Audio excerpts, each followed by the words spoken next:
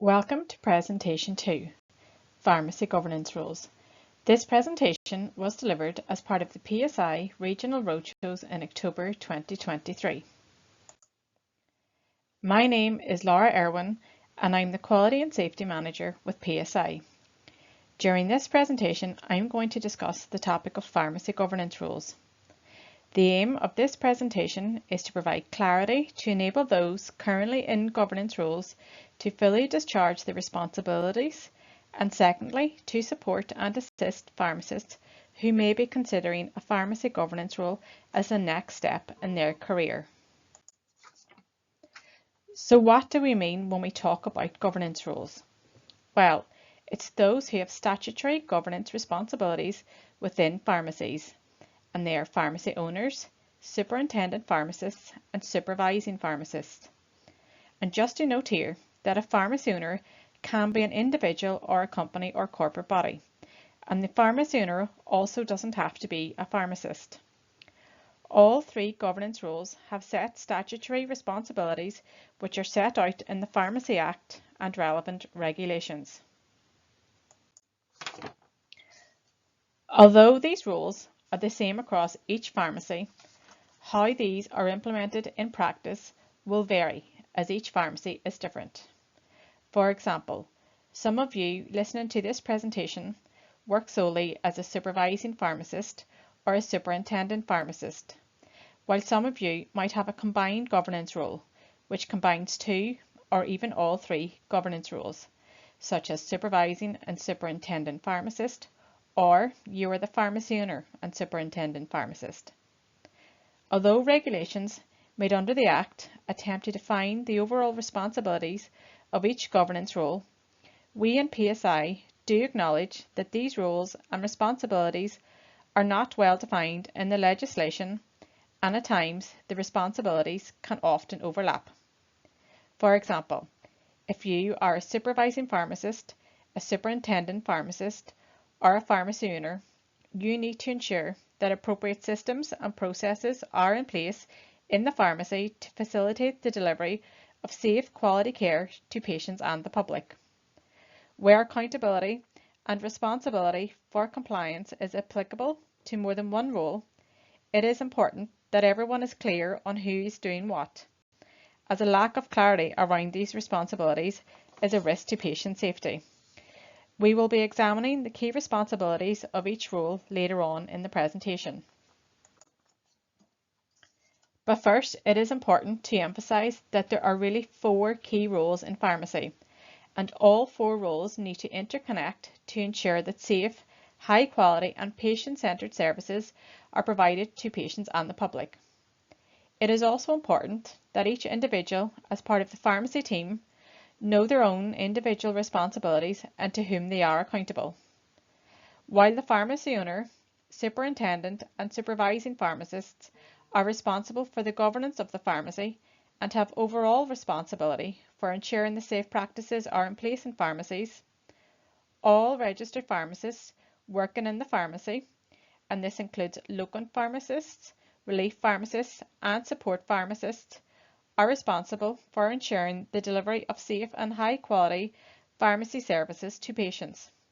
They cannot be absolved of this responsibility because they don't have a statutory governance role, as all pharmacists must comply with all principles of the Code of Conduct, Pharmacy and Medicinal Products legislation. This responsibility is integral to being a pharmacist and always applies even if you don't currently have a statutory governance role. So let's look at the role of all pharmacists in more detail. As pharmacists, we are uniquely placed to work within health and social care teams to provide accessible, patient-centred care in community and hospital environments. So what are some of the key responsibilities of this role?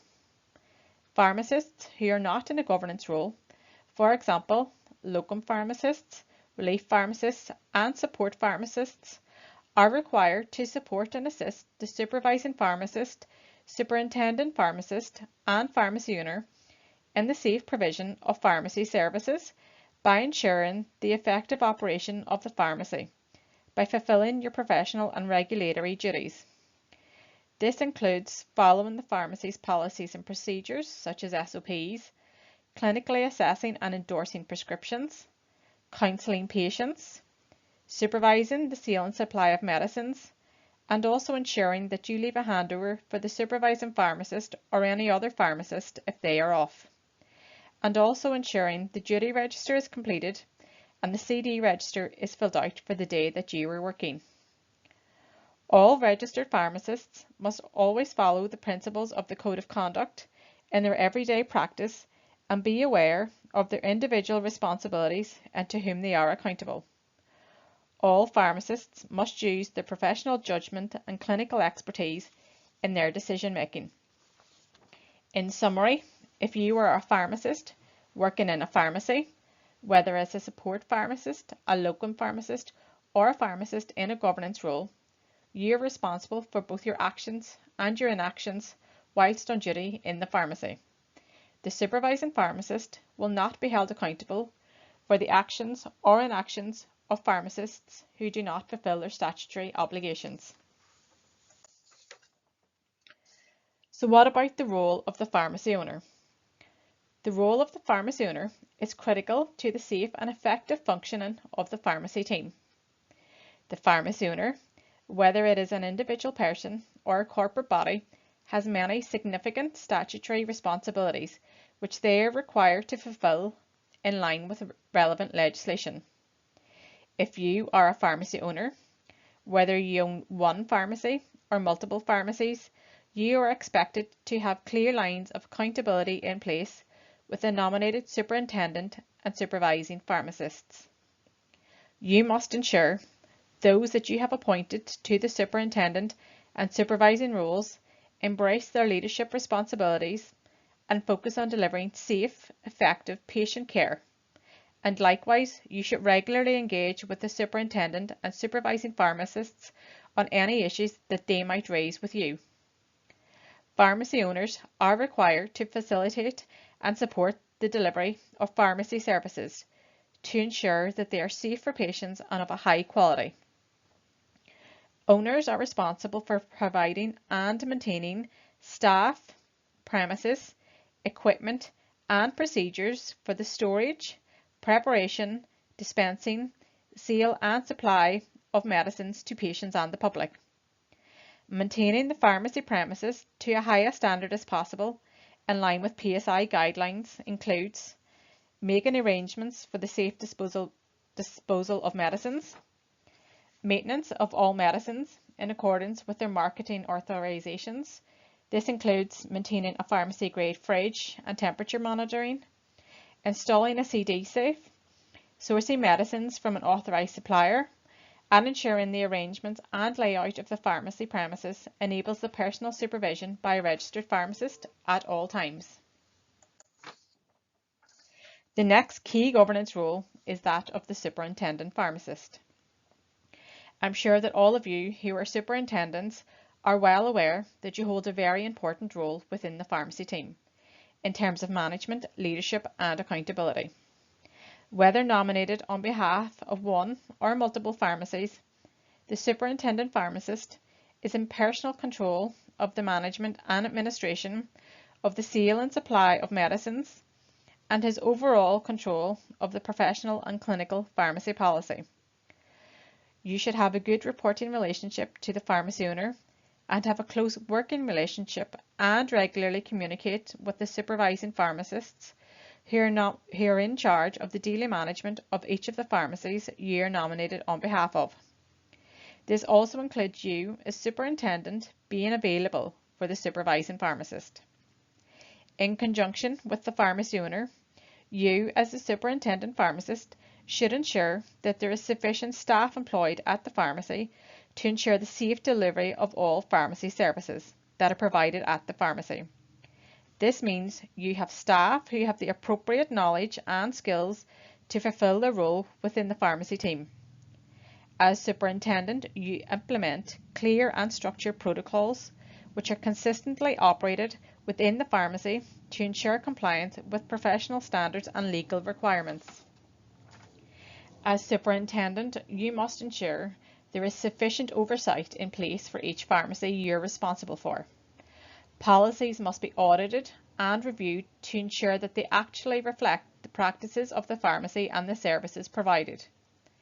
A safety culture should be incorporated in every pharmacy. You should encourage openness, transparency, and a no-blame culture with all staff, so that when errors happen, they should be communicated and learning shared with staff to prevent similar errors happening again. As the superintendent, you must establish the root cause of errors, review your procedures, and update accordingly if needed. Similarly, you should have a robust complaint system in place. And last, but certainly not least, the third key pharmacy governance role is that of the supervising pharmacist. Essentially, as a supervising pharmacist, you're in charge of all day-to-day operations of the pharmacy, and you should have a good reporting relationship with your superintendent pharmacist. You, as supervising pharmacist, are responsible for one pharmacy at any given time, and you are in whole-time charge of the pharmacy. As a supervising pharmacist, you are practicing in the pharmacy on a consistent and continuous basis of the pharmacy opening hours, which means, as the supervising pharmacist, you're working in the pharmacy on a regular basis, and you can assure that the pharmacy is operating at a continuously safe level. As you may be aware, PSI does not set a minimum number of weekly hours for a supervising pharmacist to be present in the pharmacy. As all pharmacies are different, they have different opening times and offer various services. So there should be a risk-based decision made by the pharmacy owner and the superintendent pharmacist as to what consistent and continuous basis means in the context of each individual pharmacy to ensure the delivery of safe and effective care. Likewise, in the absence of a supervising pharmacist, for example, if you are engaging in recruitment for the role, the responsibilities of the supervising pharmacist should be escalated upwards towards the superintendent and the pharmacy owner. Now, we are aware from the Workforce Intelligence report that there can be some reluctance to take up this position. And I know from my own experience, having been a supervising pharmacist, that it can be a challenging role at times. But part of the purposes of this presentation is to reassure you that if you have the necessary structures in place at your pharmacy, you take the right actions when an error occurs, and you are doing all that you can within the scope of your role to meet statutory requirements, then this would be sufficient to enable the safe operation of the pharmacy for patients and customers. The requirements set out in legislation are a safety net for your day-to-day operation of your pharmacy. By applying the statutory legislation and PSI guidelines, this will enable you to apply these requirements to ensure compliance and therefore reduce risk. For example, an incident record and near miss record captures the information required to enable you to apply safeguards in further reducing patient safety risks. Should any quality or safety issues arise within the pharmacy, for example, if you audit the pharmacy's SOPs and you feel they need updating by the superintendent pharmacist, you should feel comfortable in escalating these matters to the superintendent or pharmacy owner. And we in PSI would recommend that you document any such actions that you take. And also to add, while it is a busy role and challenging in some ways, I personally find it to be a very rewarding role in providing safe and high quality services to patients. Now, another area that can cause confusion sometimes is the definition of whole-time charge. So what does whole-time charge of the pharmacy mean? It means the management of the day-to-day pharmacy operations. This should include following of policies and procedures implemented by the superintendent. This can be demonstrated by way of staff training records and providing feedback to the superintendent if you feel the policies require updating. For example, following the review of an error. It's also very important to regularly audit these as well as following the policies to ensure that they reflect the practices of the pharmacy accurately. Staff appointed by the superintendent and pharmacy owner should be qualified trained and competent to perform their role within the team.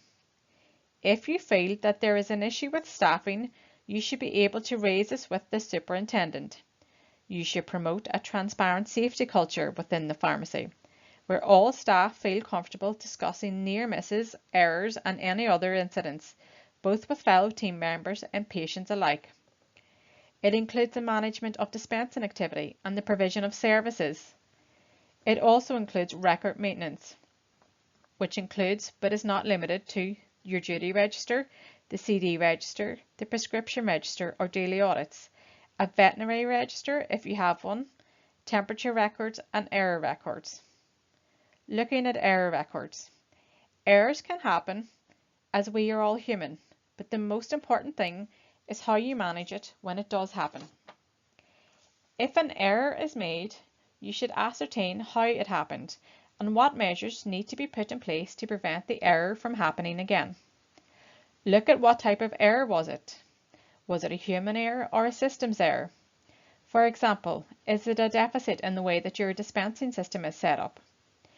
If you have an effective error management system in place, it prevents the recurrence of errors and risks to patients. It also means the staff can learn from errors. Every pharmacy is different and has different opening hours. We in PSI know that no one person can be in the pharmacy for every opening hour, and nor do we expect that. Implementing a robust quality management system within the pharmacy, which you regularly audit, review and make changes to if needed, will ensure that the pharmacy and your pharmacy team operate safely and effectively, even when you as a supervising pharmacist is not there. We do not expect supervising pharmacists to be on site for every hour that the pharmacy is opened. Everyone is entitled to time off from work for their own well-being, so it is important that you can delegate appropriately to your pharmacy team. Where a supervising pharmacist has implemented the pharmacy's policies and procedures, they have trained the staff on these procedures and carried out an ongoing audit and review and implements an effective quality management system, no one should fear taking up this role. So to recap, we in PSI do acknowledge that there is a responsibility with each governance role that you take on. But I hope that I have provided clarity and demonstrated ways in which you can fulfill these roles, be it in your current role or in a potential future role. Also, we will publish guidance on governance roles and the topics covered in this presentation to support and assist you further. Our aim and objective is to work with you to ensure that all roles within a pharmacy, the pharmacist, the supervising pharmacist, and the superintendent pharmacist and the pharmacy owner can work together to ensure that safe and quality services are delivered to patients and the public. Thank you for listening to this presentation.